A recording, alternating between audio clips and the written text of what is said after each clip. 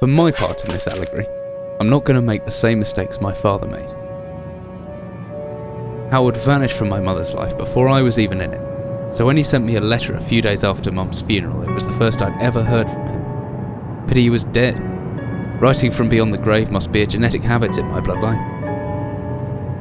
His letter contained a key, instructions, pleas for forgiveness. I figured the dead don't have much use for absolution, so I turned to his prophetic passing, which he inexplicably expected to come any day. Clearly averse to explanations, my father preferred to leave directions to a bank on Mayfair I'd never even heard of. In that bank was a safety deposit box in his name, and myself as executor. Of course, I went as he knew I would. I discovered that despite the evidence, he'd been legally declared dead almost 30 years ago, and so the old book and collection of notes I found had, in the eyes of the law, been mine all this time. My father's instructions were to burn the documents, raise no further questions.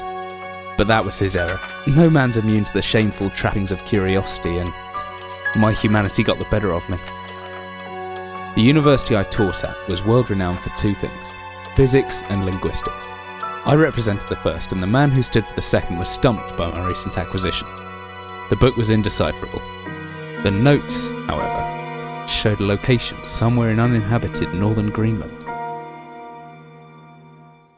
It took me almost a year to book the last flight I'd ever take. As I watched civilization disappear along with Heathrow, I realised my father had disappeared 3 decades ago, almost to the day, and I considered in turn what it was that I was leaving behind. We landed on a strip of ice a few feet wide, and within minutes I was pulling away on a chartered boat, beginning the 12-hour journey that would lead me into my past.